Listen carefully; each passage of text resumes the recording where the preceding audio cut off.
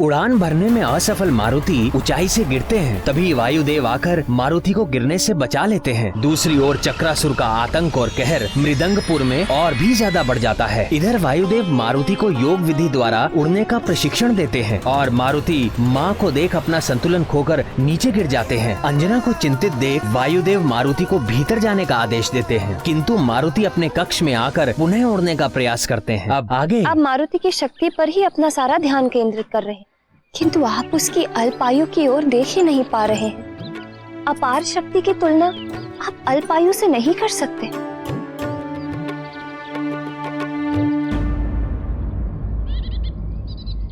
मैं आपको दिखाती हूँ।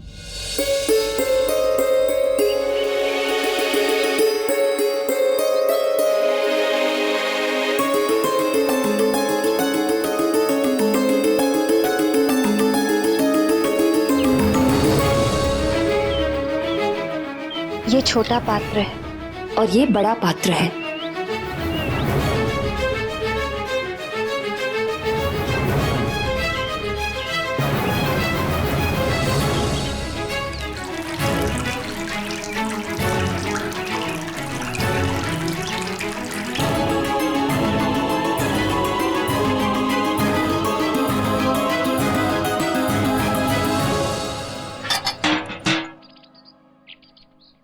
देखिए देव, छोटे पात्र में एक क्षमता ही नहीं थी कि बड़े पात्र का जल उसमें समा सके। इसी प्रकार अल्पायु के अबोध मारुति को इतनी शक्तियां प्रदान ना कीजिए। देव, असमय ही प्राप्त की हुई शक्तियां मारुति को हानि पहुंचा सकते हैं।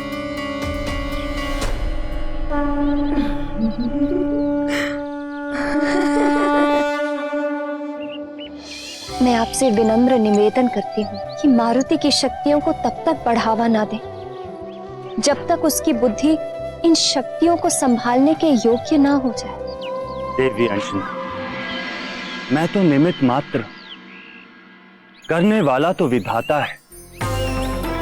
मारुति को समस्त विद्याओं का ज्ञान तो होना ही है। आपके आग्रह करने से मैं तो भले स्वयं को रोक लूं, किंतु मुझे पूर्ण विश्वास है आप मारुति को नहीं रोक पाएंगे।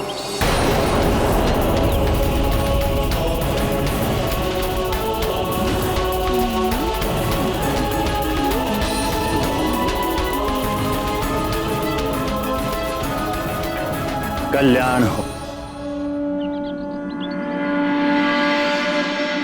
आप मारुति को नहीं रोक पाएंगे। आप मारुति को नहीं रोक पाएंगे।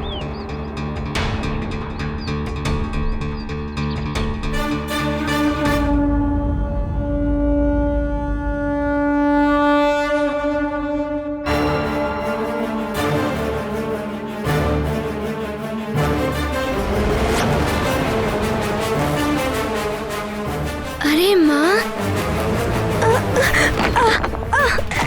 मारुति! मारुति! माँ, मेरी प्यारी माँ, माँ, मेरी प्यारी माँ। क्या कर रहे थे? माँ, ये भीड़ बार बार टकराकर मारुति को रोक रही थी। अच्छा, मुझे अच्छे से पता है कि तुम क्या कर रहे थे। देखो पुत्र, ये उड़ने का अभ्यास मत किया करो, तुम्हें चोट लग जाएगी।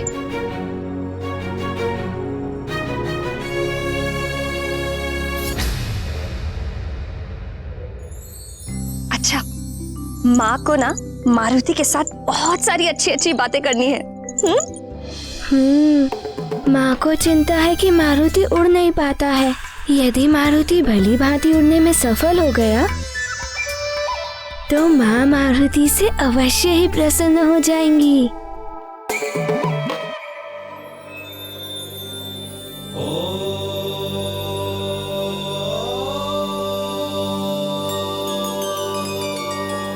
हे देवेश्वर, अंजना को तो ज्ञात है कि मारुति एक विशेष बालक है, उन्हें मारुति की अद्भुत शक्तियों और क्षमताओं का भी ज्ञान है। फिर भी वो चिंतित रहती हैं, जैसे मारुति कोई साधारण बालक हो। हे करुणामयी देवी, माँ के प्रेम की कोई उपमा नहीं दी जा सकती। माता का मातृत्व अपने पुत्र को सदैव बोध बालक ही मानता है।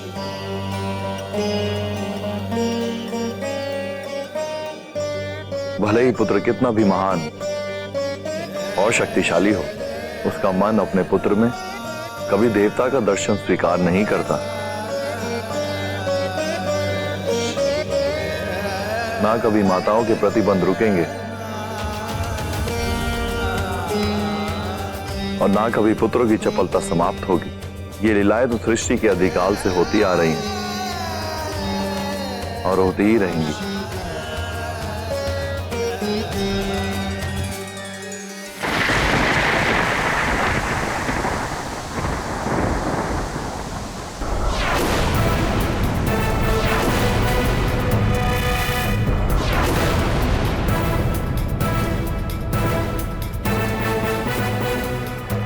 यदि चक्रासुर पुनः आ गया तो तुम लक्ष्मी को लेकर राजभवन की ओर ही भागना।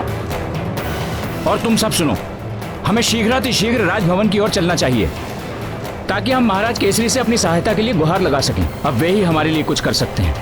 चलो चलो। और इसी प्रकार राजा की अनुपस्थिति में युवराज ने राज्य के सारे कार्य कर लिए। माँ, इसका अर्थ है जब राजा राज्य में ना हो तो युवराज को ही उनके सारे कार्य करने चाहिए।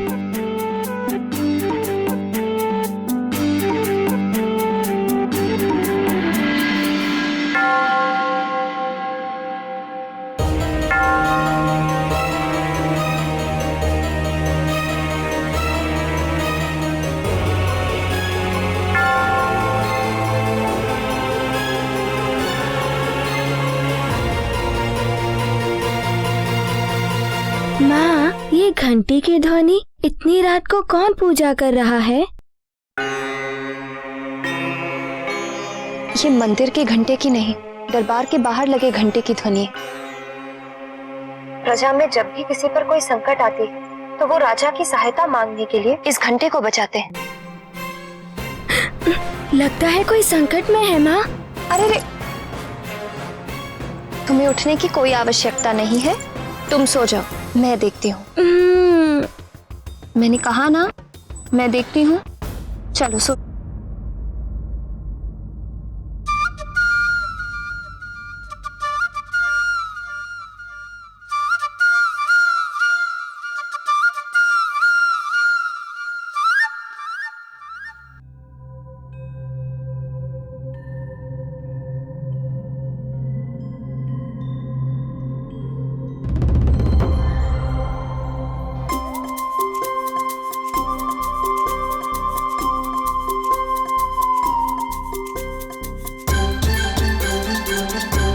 मुखिया जी अभी महाराज राज्य से बाहर गए हुए हैं। प्रणाम महारानी। प्रणाम महारानी।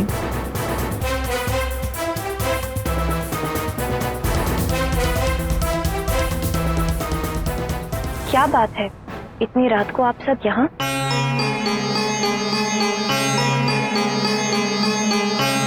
आप सब बहुत भयभीत लग रहे हैं। कोई विपदा आन पड़ी है क्या? महारानी जी, हम सब मृदंगपुर के वासी हैं। हमारे गांव में एक भयानक असुर चक्रासुर आ गया है।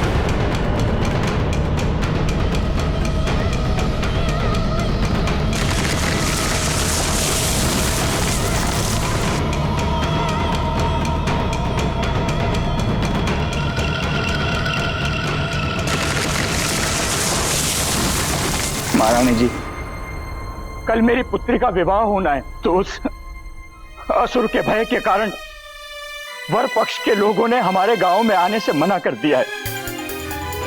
अब कैसे होगा मेरी पुत्री का विवाह? अब तो महाराज ही केसरी हमारी सहायता कर सकते हैं, रक्षा कर सकते हैं। आप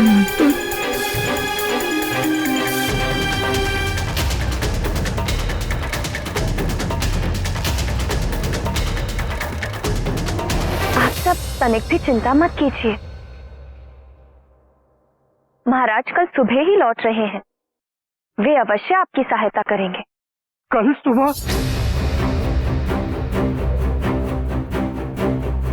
मैं आप सबकी चिंता समझ सकती हूँ।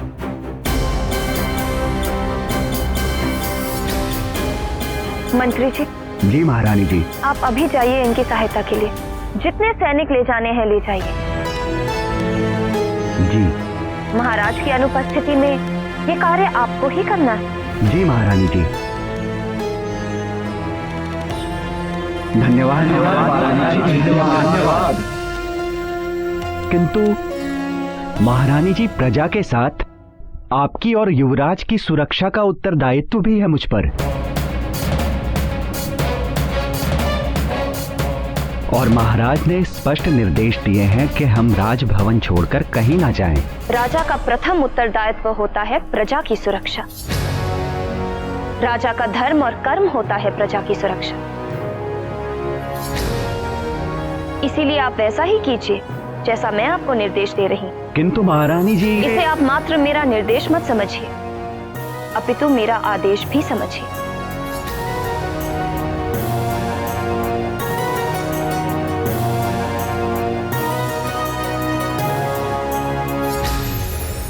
जैसी आपकी आज्ञा महारानी जी। धन्यवाद धन्यवाद महारानी जी। आप सबको निराश होने की कोई आवश्यकता नहीं। हम सैनिक भेज रहे हैं आपकी सहायता के लिए। आप सब निश्चिंत रहिए। जी महारानी जी।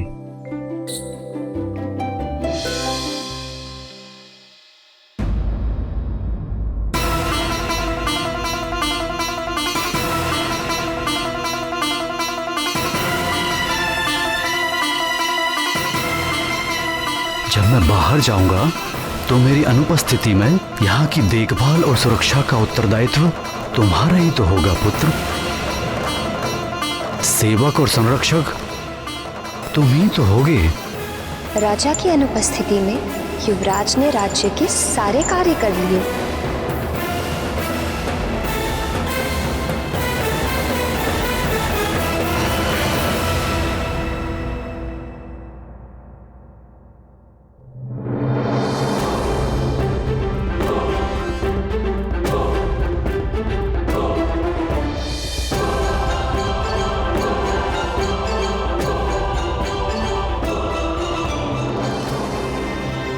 प्रणाम प्रणाम युवराज। प्रणाम।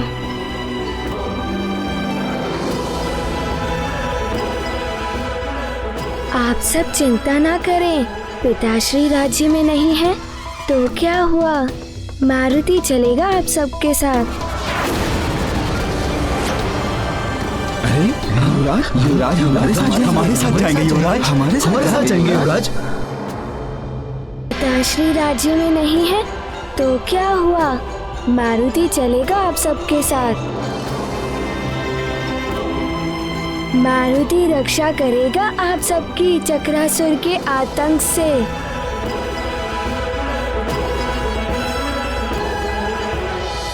हम युवराज हैं सुमेरु के, हमारा कर्तव्य है प्रजा की रक्षा करना।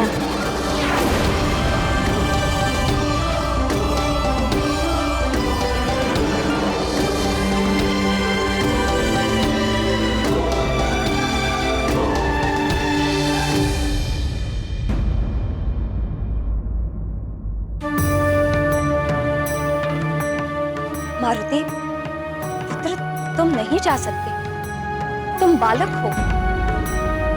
युवराज का उत्तरदायित्व निभाने की आयु नहीं है अभी तुम्हारी। हाँ युवराज, महारानी जी उचित कह रही हैं। मंत्री जी और सैनिक हैं ना चक्रासुर का सामना करने के लिए। परंतु आप चिंता ना करें, हम हैं ना।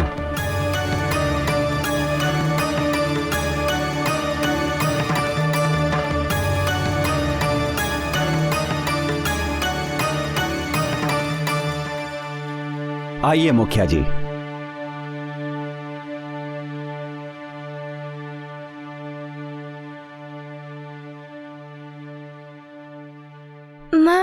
जाने दीजिए ना माँ, प्रजा को हमारी आवश्यकता है। मारुति, तुम नहीं जाओगे। माँ, आप चिंता क्यों कर रही हैं? मैंने वृक्षासुर को भी मार गिराया था।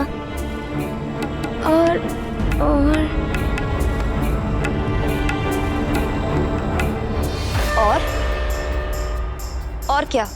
और पिताश्री ने भी तो कहा था कि उनकी अनुपस्थिति में पूरे राज्य की देखभाल और सुरक्षा का उत्तरदायित्व मारुति का ही होगा।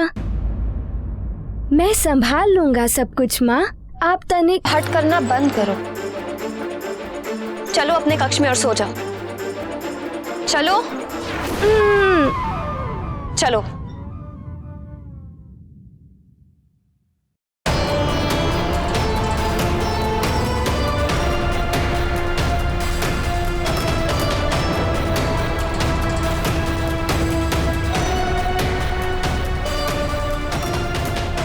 नेत्र बंद करो मारुति और सो जाओ।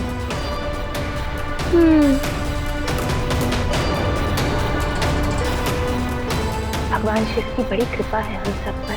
मुझे पूर्ण भरोसा है भोलेनाथ पर। वो हमारी प्रजा की रक्षा अवश्य करेंगे।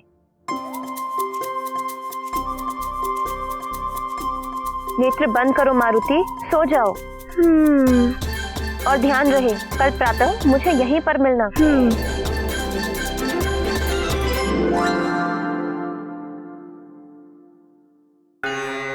महारानी जी,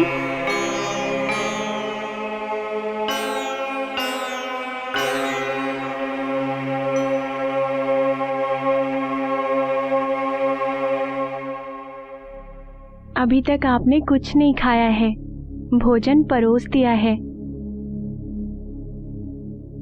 जब तक मेरी प्रजा संकट में है, मेरे मुंह से एक निवाला तक नहीं उतरेगा।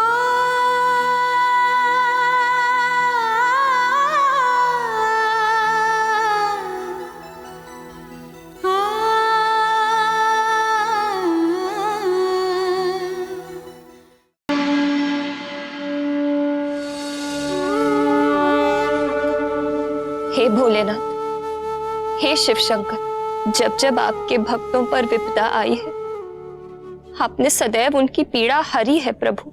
मेरी प्रजा पर आए संकट को दूर कीजिए प्रभु। उनकी रक्षा करना प्रभु, रक्षा करना।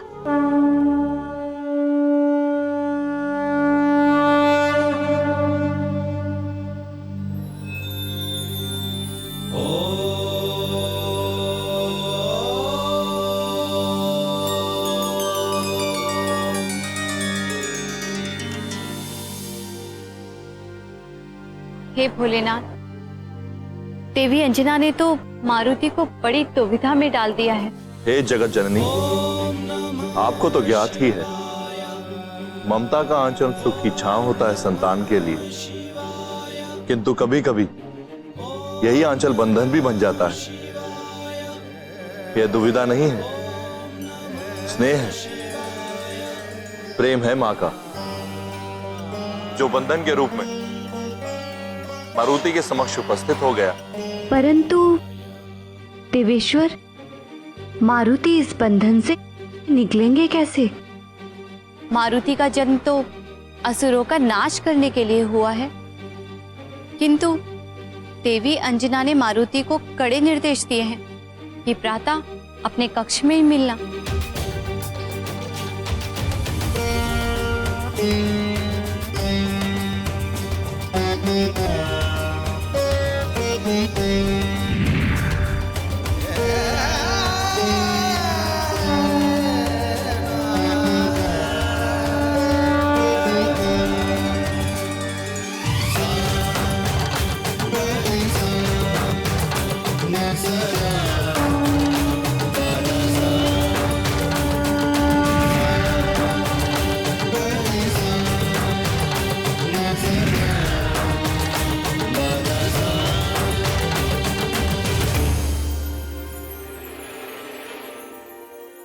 मेरी अनुपस्थिति में यहाँ की देखभाल और सुरक्षा का उत्तरदायित्व तुम्हारा ही तो होगा पुत्र।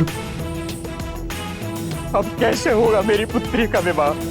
तो महाराज ही हमारी सहायता कर सकते हैं। गांव वालों पर संकट, चक्रासुर मारुति आ रहा है।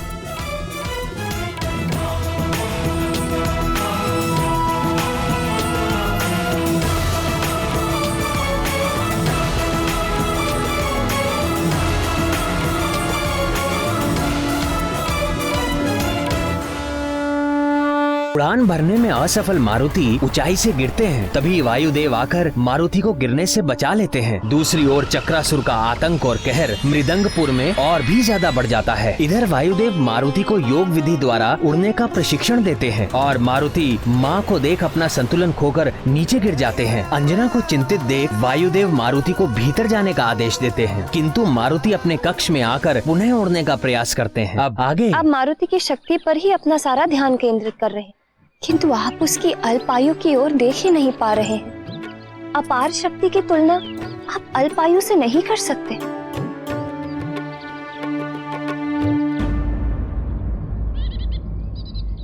मैं आपको दिखाती हूँ।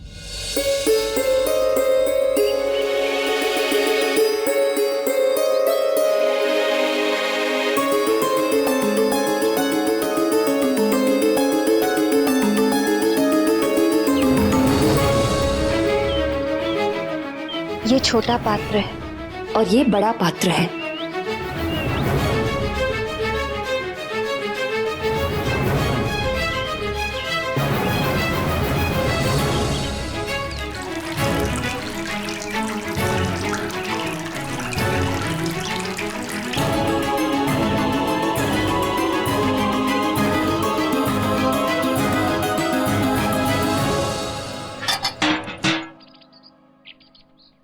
देखिए देव, छोटे पात्र में क्षमता ही नहीं थी कि बड़े पात्र का जल उसमें समा सके।